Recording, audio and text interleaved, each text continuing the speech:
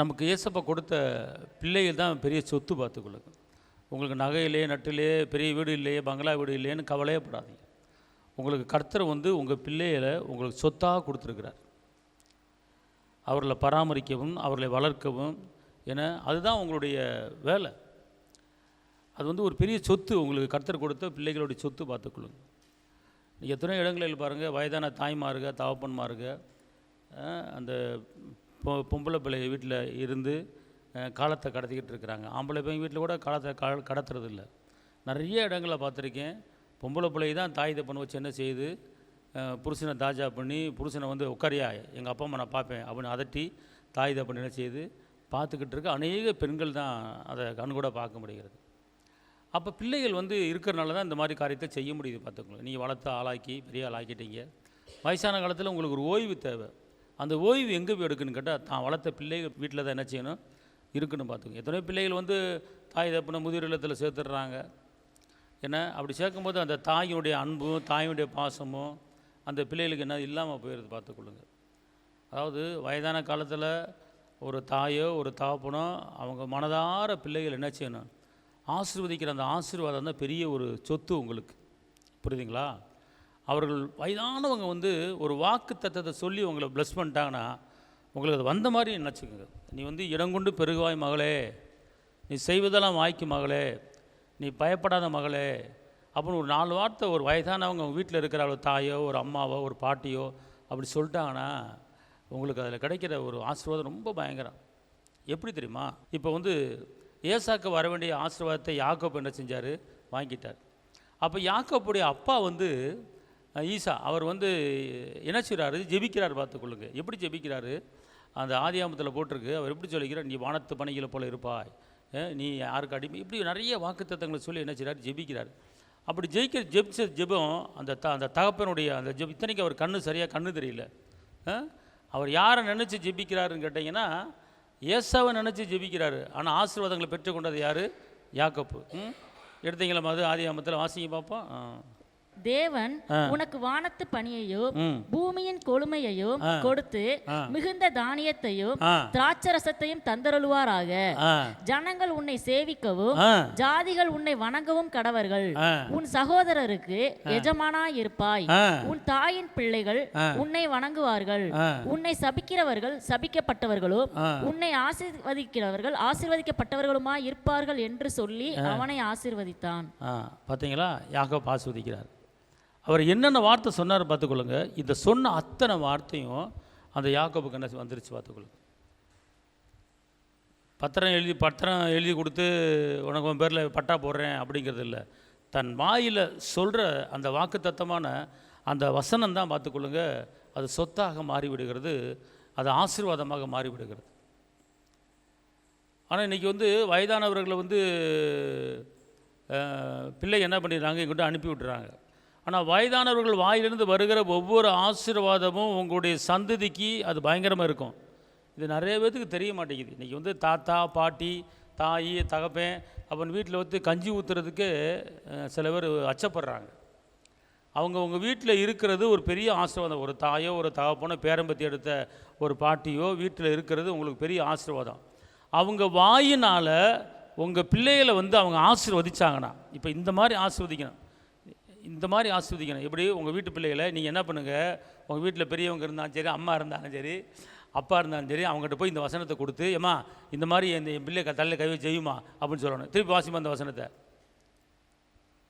ஜனங்கள் உன்னை சேவிக்கவும் இப்படி அந்த வயசான அம்மா என்ன பண்ணிடணும், இப்போ ஒன்றும் கிடையாது.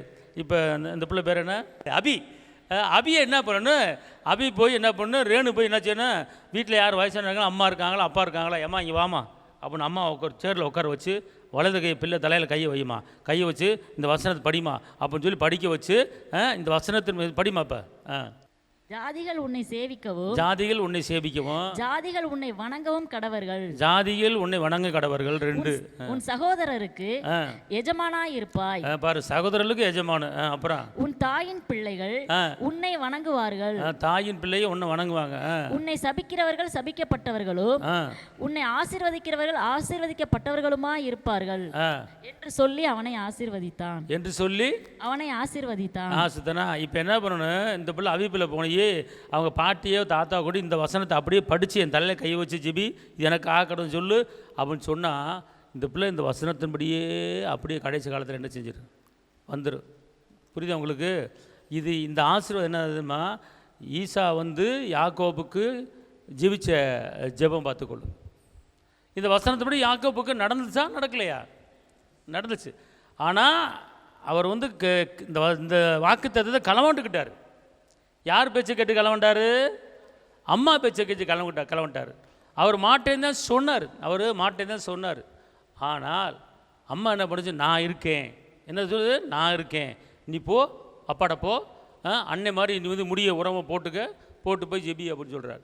அப்படி அதே போல் தான் இன்றைக்கி வார்த்தைகளை வீட்டில் இருக்கிறவங்க பெரியவங்க பயன்படுத்தணும் பிள்ளை மேலே. இன்றைக்கி இந்த மாதிரி வாக்குத்தத்தத்தை சொல்லாமல் வேறு காரியங்களை சொல்வதனால தான் இன்றைக்கி பிள்ளைய வாழ்க்கையில் தோல்வியாக முடிகிறது. அதனால் யார் பைபிளில் யார் தான் பிள்ளைகளுக்கு எப்படி ஜெபிச்சார் அப்படிங்க தெரிஞ்சுக்கிட்டு தான் நீங்கள் என்ன செய்யணும், அந்த வசனத்தின்படியே நீங்கள் ஜெபிக்கலாம். உங்கள் பிள்ளைகளுக்கு உங்கள் பிள்ளை எதிர்காலம் நல்லா இருக்குது. நீங்கள் பிள்ளையை கட்டி கொடுத்துட்டு உங்கள் பிள்ளையை அங்கே போய் கண்ணீர் வடிச்சுக்கிட்டு அழுதுகிட்டு இருக்கு, அடிச்சு பிடிச்சி அப்படின்னு சொல்லி சொன்னால் உங்களுக்கு நான் இனிப்பாக இருக்கும், உங்கள் மனது வேதனைப்படும். நீங்கள் இந்த மாதிரி வாக்குத்தத்தங்களை சின்ன பிள்ளையிலேருந்தே உங்கள் பிள்ளைகளுக்கு சொல்லி நீங்கள் ஜெபிச்சிங்கன்னா அந்த பிள்ளை போகிற இடத்துல சந்தோஷமாக இருக்கும், உங்களுக்கும் சந்தோஷமாக இருக்கும். உங்களை காலமுறை வச்சு கஞ்சி ஊற்று அந்த பிள்ளை உங்களை. நீங்கள் தேவையில்லாத அவிசுவ வார்த்தைகளை சொல்லிச்சு வளர்க்கும்போது அந்த பிள்ளைக்கு ஒரு உயர்ந்த ஒரு வாழ்க்கை உங்களுக்கு என்ன செய்யாது, கிடைக்காது, பார்த்துக்கொள்ளுங்க. அதனால் இன்றைக்கி அவங்க அப்பா பேர் எப்படி, அதுக்கு மேலே உள்ள வசனத்தை வாசிப்பா, அதுக்கு மேலே உள்ள வசனம். அப்பொழுது அவன் தகப்பனாகிய ஈசாக்கு அவனை நோக்கி, என் மகனே நீ கிட்ட வந்து என்னை முத்தம் செய் என்றான். அவன் கிட்ட போய் அவனை முத்தம் செய்தான். அப்பொழுது அவனுடைய வஸ்திரங்களின் வாசனையை மோந்து, இதோ என் குமாரனுடைய வாசனை கர்த்தர் ஆசீர்வதித்த வயல்வெளியின் வாசனையை போல் இருக்கிறது. இப்போ பாருங்க எப்படி சொல்றாரு, அந்த அந்த மகனை என்ன செய்றாரு, பக்கத்தில் வாமவனே அப்படின்னு சொல்லி அவர் இந்த அது எத்தனாவது வசனம், அது வாக்குத்தத்தங்கள் சொல்கிறது 29 வசனத்தை சொல்லி ஜெபிக்கிறார். இன்றைக்கி ஒரு காரியத்தை நீங்கள் தெரிஞ்சு கொள்ளுங்க, உங்கள் வீட்டில் உங்கள் பிள்ளைகளை ஏன்னா எப்படி ஜெபிக்க சொல்லணும் அப்படின்னு கேட்டிங்கன்னா, இந்த வசனத்தை சொல்லி வயதானவர்கள் உங்கள் வீட்டில் யார் வயசாக இருந்தாலும் சரி அவங்கள கூப்பிட்டு இந்த வசனத்தை சொல்ல வச்சு பிள்ளைய மேலே கையை வச்சு என்ன ஜெபிச்சுட்டு, இந்த வசனத்தின்படியே என் பேத்திக்கு நடப்பதாக, இந்த வசனத்தின்படியே என் பேருக்கு நடப்பதாக அப்படின்னு மட்டும் அந்த வீட்டில் இருக்கிற தாத்தாவோ பாட்டியோ அந்த பிள்ளை மேலே வச்சு சொல்லிட்டான்னு வச்சுக்கொள்ளுங்களேன், அந்த பிள்ளை மலை மேல் இருக்கிற பட்டணம் போல் சீமானா என்ன செய்யும், கண்டிப்பான முறையில் வாழும். இதுதான் சத்தியம், இதுதான் உண்மை. எனக்கான போனா அப்படி இல்லை, வாக்கு தத்தத்தை அப்படியே பிள்ளை தலைமையில் வைக்கணும், பார்த்துக்கொள்ளுங்க. வாக்கை உரிமையாக்க வேண்டும். இன்றைக்கி நம்ம உயர்ந்த ரகமான ஒரு வாழ்க்கை வாழ வேண்டும். யாக்கோபின் ஆசீர்வாதம் யாபரகாமின் ஆசீர்வாதம் நமக்கு வேண்டும் அன்பார்ந்தவர்களே. அதனால் ஒரு காரியத்தை தெரிஞ்சு கொள்ளுங்கள், ஈசா ஆசீர்வதிக்கிற அந்த ஆசீர்வாதத்தை பார்த்துக்கணும், இந்த வசனத்தை அப்படி பிடிச்சிக்கணும். இந்த வசனத்தின்படி ஒரு பிள்ளைக்கு பிறந்த நாள் வந்தால் என்ன வந்தாலும் சரி இப்படிப்பட்ட வாக்குத்தத்தங்களை சொல்லி அந்த பிள்ளைகளை தலை கையை வச்சு ஜெபிக்கணும், பார்த்துக்கொள்ளுங்க. அப்பா தான் அந்த யார் யாக்கோபுடைய அப்பா தான் ஜெபிக்கிறார். யார் ஜெபிக்கிறார்? அப்பா ஜெபிக்கிறார். அந்த அப்பாவுக்கு என்னது, அவர் ரொம்ப வயசாயிருச்சு, அவருக்கு ஏசானும் தெரியல யாக்கோப்புன்னு தெரியல, ஏதோ மகன் அவ்வளோதான். அவர் என்ன செய்கிறாரு, கண்ணை மூடிக்கிட்டு ஜெபிக்கிறார், கண்ணு தெரியல. ஏன்னா அதுதான் பார்த்துக்கொள்ளுங்க, ஒரு பத்திரம் போட்டு பட்டா போட்டு சொல்லக்கூடிய ஒரு வார்த்தை தான் இந்த வார்த்தை, பார்த்துக்கொள்ளுங்க. புரியுதா உங்களுக்கு? பத்திரம் போடலை, பட்டா போடலை, ஆனால் தான் வயதான காலத்தில் தன் வாயை திறந்து தன் மகனை ஆசீர்வதிக்கிறார். பாருங்கள் எப்படிப்பட்ட வார்த்தை, வானத்தின் பணிகளை போல பூமியின் கொழுமையை கொடுத்து மிகுந்த தானியத்தை, மிகுந்த தானியம் உன்ட்ட எப்போதுமே மிகுந்த தானியம் இருக்கும். அப்புறம் தாத்தர் மிகுந்த தானிய திராட்சை தந்தருவாராக, அதாவது உனக்கு யாருமே அடிமையாக இருக்க மாட்டாங்க, நீ தான் ஆளுவங்கிறார். புரியுதா? உன் கூட பிறந்தவங்க எல்லாத்துலேயுமே நீ தான் ஆளுகத்தன்மை இருப்ப அப்படிங்கிறார். எவ்வளோ பெரிய ஒரு உன்னதமான ஒரு வார்த்தை, பார்த்துக்கொள்ளுங்க. இந்த வார்த்தையை சொல்லி ஜெபிக்கணும். நானும் இன்றைக்கி தான் ஒரு முடிவு பண்ணியிருக்கேன், நம்ம பேர பிள்ளைகள் இப்படி தான் ஜெபிக்கணும் முடிவு பண்ணியிருக்கேன். அல்லேலூயா. ஜெபிச்சு அந்த பிள்ளை அப்படியே இருக்குது. உண்மை, சத்தியம், இது உண்மை, வேறு ஒன்றும் கிடையாது. அப்படி தான் சொல்லியிருக்கிறார். இப்படிப்பட்ட வசனங்களை சொல்லி ஜெபிக்க போகிறேன் நான் இனிமேல். ஆனால் நீங்கள் என்ன செய்யுங்க, இந்த மாதிரி வாக்குத்தத்தை சொல்லி ஜெபிங்க. சும்மா மொட்டைக்கட்டையாக ஜெபிக்காதீங்க, மொட்டைக்கட்டையாக ஏனா தானே ஜெபிக்காதீங்க. அதாவது வாக்கு, நம்ம பிள்ளைகளை குறித்து கர்த்தருடைய வார்த்தை என்னமோ அந்த வார்த்தையை எடுத்து பிள்ளை மேலே வைக்கணும். அவ்வளோதான், சிம்பிள் மேட்ரு. நீங்கள் பிள்ளைக்கு வந்து ஒரு உயர்ந்த ட்ரெஸ் எடுத்து கொடுப்பதை காட்டிலும், உங்கள் பிள்ளைக்கு வந்து ஒரு 5 கிராமில் தோடு போடுவதை காட்டிலும், உங்கள் பிள்ளைக்கு 5 பவுனில் செயின் செஞ்சு போடுவதை காட்டிலும், இந்த பைபிளில் இருக்கிற வாக்கு தத்தங்களை பிள்ளைகள் மேலே வச்சு ஜெபிச்சு பாருங்கள். அது வரும் நாட்களில் அது உங்களுக்கு 50 பவுன் நகையை போடும்படியான ஒரு ஆசீர்வாதத்தை கர்த்தர் உங்களுக்கு பிள்ளைகள் கொடுத்துருவார். இதுதான் சத்தியம். இன்றைக்கி வந்து உங்கள் பிள்ளைகளை ப்ளஸ் பண்ணுறதுக்குண்டான வழி. நீ பாரு, நீங்கள் என்ன பண்ணுவீங்க, என் பிள்ளைக்கு ஒரு நகையும் இல்லை, ஒரு நட்டும் இல்லை, என் பிள்ளைக்கு நல்ல வேலை இல்லை, நல்ல படிப்பு இல்லை, நல்ல ஸ்கூலில் படிக்க வைக்கல, என்ன சேர்ந்ததில்ல, ஒரே குழப்பமாக இருக்குது, என் பிள்ளைக்கு வேலை கிடைக்குமா வேலை கிடைக்காது அப்படின்னு சொல்லி அந்த மாதிரி புலம்பிகிட்டு இருக்கீங்க. நான் சொல்கிறேன், அந்த மாதிரி புலம்பலை நீங்கள் நிப்பாட்டிவிட்டு நீங்கள் இந்த மாதிரி வாக்குத்தத்தத்தை பிள்ளை மேலே வச்சு பாருங்கள். உங்களை காட்டில் 1000 மடங்கு உங்கள் பிள்ளையை வாழ்ந்திருப்பாங்க, உங்கள் பிள்ளையை செலுத்திருப்பார்கள். ஆமேன். அப்போ அதனால் வந்து பிள்ளைகளை வந்து என்ன செய்யணும், நீங்கள் வந்து வயதான ஆளுகளை வீட்டுக்கு வந்தாங்கன்னா என் பிள்ளைக்கு ஜெபம் பண்ணுங்க அப்படின்னு. இப்போ நானும் ஒரு வயசான ஊழியர்கள் நான் பார்த்துட்டுன்னு வச்சுக்கொள்ளுங்களேன், ஐயா எனக்கு ஒரு ஜெபம் பண்ணுங்க அப்படின்றவேன் டக்குன்னு. ஒரு வயதான பெரிய பெரிய மூத்த ஊழியர்கள் யாராச்சும் பார்த்தா ஐயா எனக்கு ஒரு ஜெபம் பண்ணுங்க அப்படின்றவேன். ஜெபம் பண்ண சொல்லுவேன்ல, சொல்லிட்டு அவங்க ஜெபம் பண்ணும்போது அவங்க வாயிலேருந்து என்ன வருது, என்னை குறித்து என்ன சொல்கிறாரு அப்படிங்கிறது அப்படி கவனிச்சு கேட்பேன். பார்த்துக்கொள்ளுங்க. ஒரு தாத்தா வர்றாரு, ஒரு முதிர்ந்த ஊழியர் வர்றாரு, ஐயா எனக்கு ஒரு ஜெபம் போட்டு போங்கய்யா அப்படின்னு டக்குன்னு. உடனே அவர் ஜெபம் பண்ணுவார். நீ இப்போது இருப்பதை கடல் 1000 மணி பெருவாய், உன் ஊழியம் வளர்ந்து பெருகுவதாக, நீ அதை கொண்டு வருவாய் இதை கொண்டு வருவாய் அப்படின்னு சொல்லும் போது அதை நான் அப்படியே கேட்ச் பண்ணிக்குவேன். ஆஹா, இந்த மாதிரி கர்த்தர் வார்த்தை நம்ம வாயில் வருது அப்படின்னு சொல்லி நான் அதை கேட்ச் பண்ணிக்கிட்டு அதை குறித்து நான் வந்து அதை அசைப்படுவேன். பார்த்துக்கொள்ளுங்க. ஏன் அப்படின்னு கேட்டால், வயதானவர்கள் வாயிலிருந்து வருகிற அந்த வார்த்தை சத்திய உண்மை. ஏன்னு கேட்டால், ஒரு குழந்தைக்கு வந்து பாவம்னு என்னன்னு தெரியாது, கசப்புன்னு என்னன்னு தெரியாது, பிரிவினை என்னன்னு தெரியாது, சண்டைனா என்ன தெரியாது, இச்சைனா என்னன்னு தெரியாது, எதுவுமே தெரியாது. அது ஒரு வெகுளித்தனமாக ஒரு கள்ளங்கபடி இல்லாத ஒரு உள்ளம். பார்த்துக்கொள்ளுங்க பிள்ளைய, சரிங்களா? அப்போ முதியவர்களும் பிள்ளைகளும் ஒன்றும் சொல்கிறத கேள்விப்பட்டிருப்பீங்க. ஆனால் அந்த முதியவர்களும் அப்படி தான், அவங்களும் முடிஞ்சிருச்சு, ஆண்டு அனுபவித்து முடித்து எல்லாம் பார்த்து முடிச்சிட்டாங்க. அவங்க ஒரு குழந்தை சுவாபத்துக்கு என்ன செஞ்சிருவாங்க, முதியவர்கள் வந்துடுவாங்க. பார்த்துக்கொள்ளுங்க. அப்போ அவர்கள் சொல்லுகிற அந்த வாக்கும் அவர் சொல்லுகிற அந்த ஆசீர்வாதமும் அது கண்டிப்பாக நம்ம என்ன செஞ்சிடும், பழிச்சிடும். அதனால தான் வயதானவர்கள் வாயில் விழக்கூடாது, வயதானவர்கள் வாயிலிருந்து ஆசீர்வாதம் வரணும். வயதானவங்க யாரும் நம்மளை சபிச்சிடக்கூடாது. பார்த்துக்கொள்ளுங்க. அதனால் வந்து இன்றைக்கி வந்து ஒரு பாட்டியை பார்த்தாலும், தாத்தாவை பார்த்தாலும், மாமியாரை பார்த்தாலும், அத்தையை பார்த்தாலும், ஏன்னா அவங்களுக்கு கொடுக்க வேண்டிய அந்த ஒரு கணத்தை கொடுத்தீங்கன்னா நீ நல்லா இருப்ப மகளே அப்படின்வாங்க. பார்த்துக்கொள்ளுங்க. இப்போ ரோட்டில் எத்தனை பேர் வயதான பிச்சை எடுக்கிறாங்க. அப்போ அவங்க ஐயா பசிக்குதியா அப்படின்னு சொல்லுவாங்க. ஒரு 10 ரூபா கொடுத்தோன்னு அவங்க சொல்லுவாங்க, நீ நல்லா இருப்ப மவனே அப்படின்னு சொன்னால் அதை அப்படியே கேட்ச் பண்ணிக்கணும், எனக்குரியது அப்படின்னு. அப்போ இதுதான் வந்து நம்மளுக்கு கிடைக்கக்கூடிய ஆசீர்வாதம். நீ வாழ்ந்திருப்பாய் மகளே, நீ நல்லா இருப்ப மகளே அப்படின்னு 10 பேர் நம்மளை சொல்லணும். அப்படி சொல்லும்போது இந்த வார்த்தை போய் என்ன செய்யும் தெரியுமா, நம்மளுக்கு பலனை கொடுக்கும், உற்சாகத்தை கொடுக்கும், ஆசீர்வாதத்தை கொடுக்கும். பார்த்துக்கொள்ளும். நீ தேரமாட்ட, நீ உருப்பட மாட்ட, நீ அப்படி போயிரு இப்படி போயிடுங்கிற அந்த மாதிரி வார்த்தை யாரும் நம்மளை சொல்லக்கூடாது, சொல்ல வைக்கக்கூடாது. ஏன்னா நல்ல வார்த்தையை மட்டும் நம்மளை குறித்து நம்ம குடும்பத்தை குறித்து பிள்ளைகளை குறித்து என்ன பேச வைக்கணும். அவங்க ஏன் சபிக்கிறாங்க, நம்ம தப்பு பண்ணுறதுனால அவங்க ஏதாவது தப்பு சபிப்பாங்க, சொல்லுவாங்க. நம்ம தப்பே பண்ணுறது இல்லையே, ஏன் அந்த மாதிரி சொல்கிறாங்க, சொல்ல மாட்டாங்க. அதனால தான் இன்றைக்கி நான் சொல்ல வர என்னன்னு கேட்டிங்கன்னா, இன்றைக்கி உங்கள் வீட்டில் உங்கள் பிள்ளைக்கு நகை சேர்க்கலைன்னு கவலைப்படாதீங்க, என் பிள்ளை பேரில் ஒரு வீடு இல்லைன்னு கவலைப்படாதீங்க, உன் பிள்ளை பேரில் என் பிள்ளை நல்ல படிக்கலைன்னு கவலைப்படாதீங்க. நீங்கள் ஒன்று செய்யுங்க. இப்போ இந்த ஜெபத்தை திருப்பி அந்த ஜெபத்தை மைக்கில் படிமா.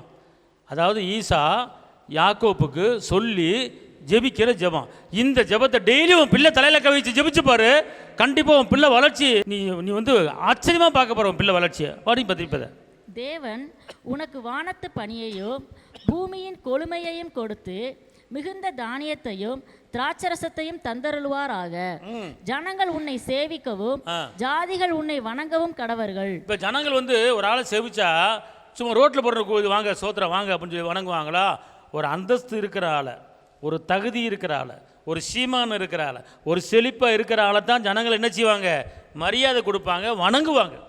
ஒரு ஊர் பஞ்சாயத்து தலைவர், ஒரு எம்எல்ஏ, ஒரு மந்திரி, ஒரு அதிகாரி, ஒரு கலெக்டரு, இப்படிப்பட்ட ஆளை தான் என்ன செய்வாங்க மக்கள் என்ன செய்வாங்க, வணங்குவாங்க, மரியாதை கொடுப்பாங்க. ஆனால் கர்த்தர் என்ன சொல்கிறாரு, உன்னை பார்த்து திருப்பி அந்த வசனம் சொல்லுமா, ஜனங்கள் உன்னை சேவிக்கவும். ஜனங்கள் உன்னை சேவிக்கிறாங்கன்னா அப்போ எப்படிப்பட்ட ஒரு ஆசீர்வாதம். ஜனங்கள் சேவிக்கிறாங்கன்னா சும்மா ரோட்டில் போகிற ஆளையும் பிளாட்பாரத்தில் இருக்கிற ஆளையும் ஜனங்கள் சேவிக்க மாட்டாங்க.